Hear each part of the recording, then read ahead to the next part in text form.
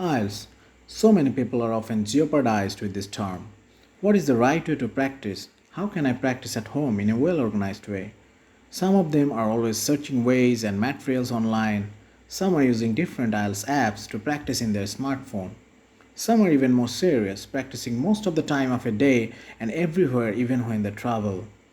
And finally, they finish tired and can't improve themselves significantly. So, if you are searching for an answer of the question how to prepare in a structured way at home, this video is for you. In this video, I am going to give you 10 essential tips to speed up your preparation. This is Sakib from English Booster. Please subscribe my channel and press the bell icon just beside the subscribe button to get notified of my next videos coming soon. So, get started.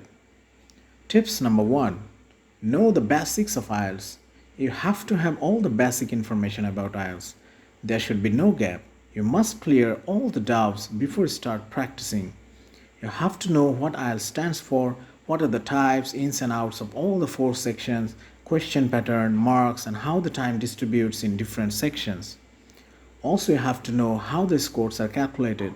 It's a must before you start practicing. You can find all the basic information in a single video of my channel. The link is put in the description box. You can check it in your free time. Okay? Tips number 2. Set up your goal according to your English level. You know better of yourself that how strong you are in grammar, vocabulary and sentence formation, or you know what your weak point is. Suppose an individual has an average skill in English.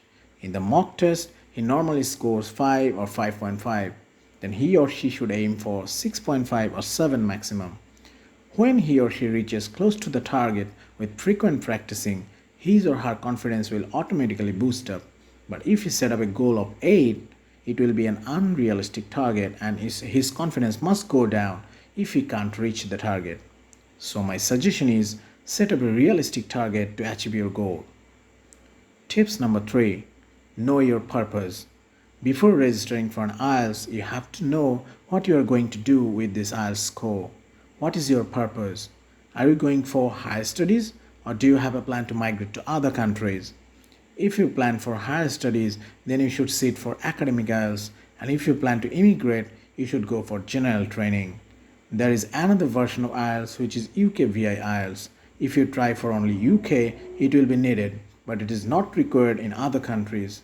Obviously, you should check the websites of respective authorities before registering to get sure of their requirements and then prepare for the specific format. It's easy, right? Tips number 4. Practice Cambridge IELTS 1 to 14. It's a great book for practicing IELTS at home and it has 14 parts till now. Each part contains 4 full tests including listening, reading, writing and speaking. It also contains a CD for listening part. At first, you should go through all these books to have a clear idea about the question pattern. You will also get a real exam test while practicing. So before practicing with YouTube contents or any other books, try to complete the tests of this book. It will help you a lot. Tips number 5. Practice in real exam condition with no interruption. When you practice, always consider it as a real exam in a real venue. Please consider some points. Number 1. Always use pencil instead of pen because you can't use pen in the real test. Number 2. Use headphone in listening test. Number 3. Download the original answer sheet from online, print and use it in practice. Number 4.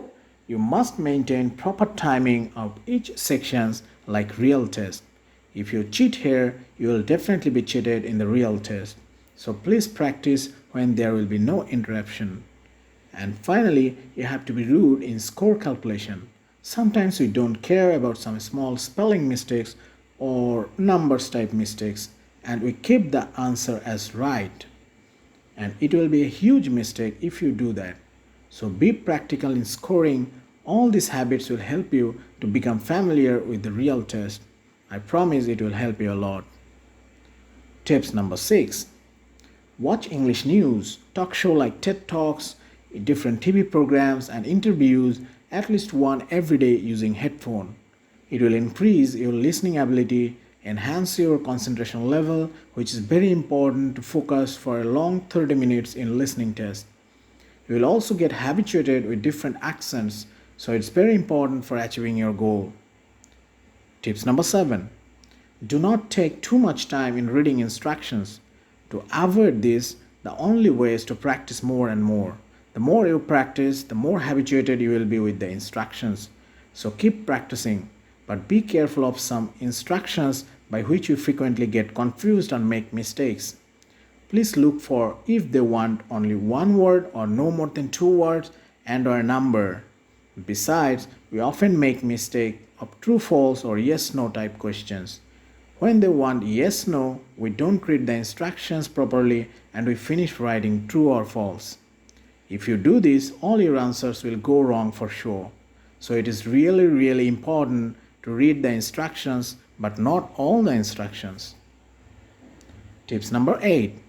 Speak anonymously with people around the world using some free mobile apps. These apps are available in Play Store or Apple Store. You can install them in your smartphone free of cost. Many people feel shy and afraid of making mistakes when they practice speaking with known people like friends or family members. By using those apps, you can speak with anonymous people who also want to practice speaking English. So you need not to feel shy of making mistakes with unknown people. With regular practice, it will help you to improve your fluency also. Tips number 9.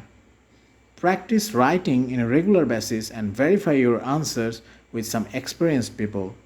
Suppose in task 1 of academic writing, you usually have to write a summary of chart, diagram or tables, etc. When you finish writing, how you assess or evaluate it? You can be involved in some IELTS group of social media where you will get some experienced people who can assess your writing. You can also send your writing to my mail, which is given in the description box, to evaluate it. To score high in writing, you should be careful about your spelling and grammatical mistakes. Also, you have to use some strong, less frequent vocabularies. Details of writing will be discussed on my another video, so hang up with me. So, the final tip. Practice and always check for improvements. It's very important to get your desirable band. Usually, when we finish one test, we check the answers and calculate the scores, but after calculation, we don't check for the mistakes. This is not right. After finishing a test, you should always check for your mistakes like grammatical, spelling or numbers type mistakes and take a note of those. When you sit for another test, please check your improvements if you are making the same mistakes or not.